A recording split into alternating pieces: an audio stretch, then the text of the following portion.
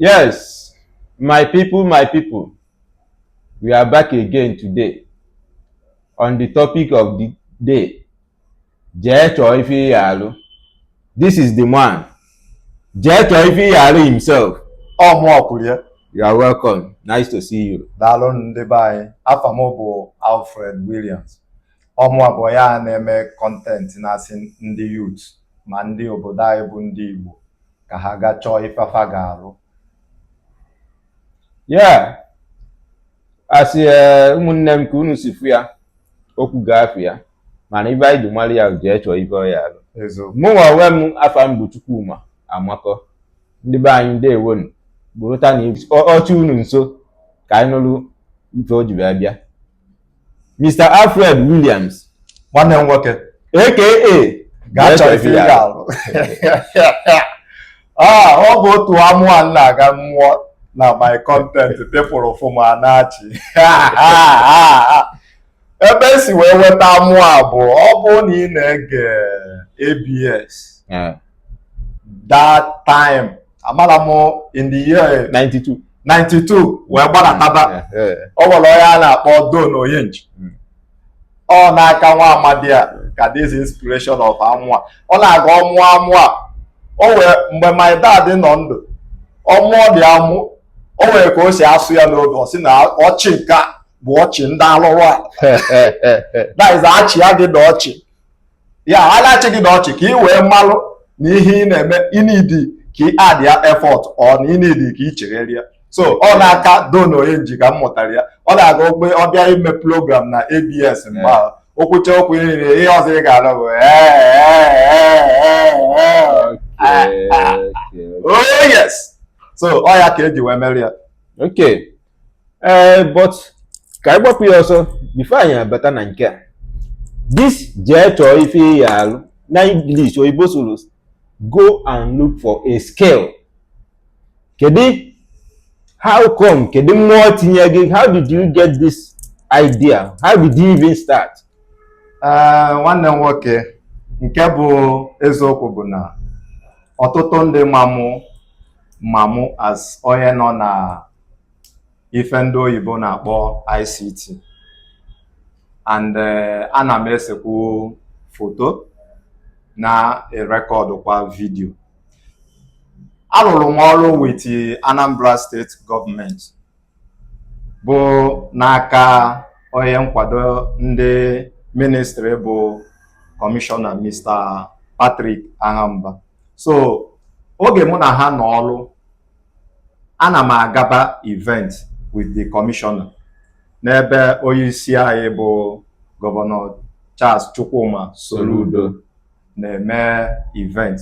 Ọ na-aga ọbịa na program ọkachasị ebe ndị youth nọ. Ọ na-agwa ndị youth ka ha lapụ ị na-eme mpụ na alụrụ ala ka onye ọbụla nọ n'ime ọfịa pụta gaa chọọ ife ha ga-eme. Abịakwuo n'ime o nwere okwu ọ na-aga okwu ya na-elote ife nna m nwụrụ anwụ na-agwa m ọ sị gịnị nọọ aka aja aja na-ebute ọnụ mmanụ. So this content mbịa mebe gaa chọọ ife ị ga-alụ. Enwetara m the inspiration n'aka onye isi anyị bụ Gọvanọ Charles Chukwuma Soludo. So ọ ebe a ka this gaa chọọ ife ị ga-alụ si wee bịa. And ịnekwu anya na ngalaba ọlụ nke Ahamba na-alụ na ministry ọ ime ka ndị youth wee aka ọrụ site n'aka nkwado Gọvanọ Charles Chukwuma Soludo wepụtara imepe 1U2 scale. So all from there ka m si wee weta ihe nke m na-eme site na nke a na-akpọ gaa chọọ ife ị ga. So ebe a ka this inspiration si wee bịa wee bido wee mebezie gaa chọọ ife ị ga-eme. And mgbe mụnwa na-eme ya ọtụtụ ndị na-afụ ya ka na m amaghị ife m na-eme. So m na-achọkwa ime ọ dịka ọ ga-aba ọ dịka ọ n'ọma mba mana ka o si bazie nke ikpeazụ a nsị nna ọ dịzịkwa ka ebe a ka m ga-emebezi ya Onye ọ na-eche ibe ya ka onye ọbụla chọba n'ife a ga-alụ. So ekwuzie enukwu ala nsị onye ọbụla ga-achọ ife ị ga-eme. O nwere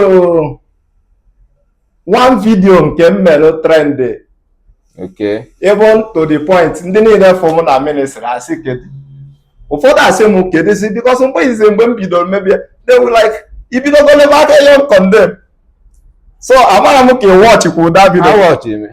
That particular video got very far and a lot of people for it because everybody is like ọ bụzi iron condemn ka m kpabazi mana ị na-anya n'ime o were program ewebata na one YouTube scale mgbe m fụkwa ebe ahụ ka m nọ wee mara that na iron condemn na ndị na-akpa iron condemn na-eme ka ezigbo ego. Ọ bịa mere m ji wee mee that content then wee na-asị ndị be anyị ka ha gaa chọọ ife ha ga-alụ anyị ige ntị ọfụma ị ga-amakwu na Charles Chukwuma Soludo na-ekwu okwu enu kwuo enu okwuche ihe niile ọ ga-ekwu n'ebe ndị youth nọ ihe ọ ga-eji end ya bụ aka aja aja na-ebute ọnụ mmanụ. Oke ụmụnne m unu afụgo ka o si wee zoo gbacha mana nke a bụ nke part 1. Chebiri anyị otu mgbe a n'oge ọzọ anyị ga-abịakwa inye gị nke part 2 maka na jee chọọ ife ị ga-alụ abịago. It has come to stay n'ọnụ oyibo. Ndewonu, ekene m unu ọzọ, daalụnụ. Ndị be anyị ekenekwa m unu. Ana m agwa unu ka unu bịa na-esonyere anyị n'oge awa. Oge ga-abịa mgbe m ga-ebido kpọtaba ndị mmadụ mụ na ndị mmadụ emekọba ka anyị wee ike wee kụziere ndị Igbo be anyị n'ihi na ọ bụ alụ aka ka eji malụ ndị Igbo ọ bụrụ mpụ na alụlụ ana ka eji malụ ndị be anyị. Ọrụ nke anyị lụrụ ọ bụ ihe ndị be anyị na-akpọ ikekete orie abụlọ izute osi irie mba ihe eji malụ ndị Igbo bụ gịnị?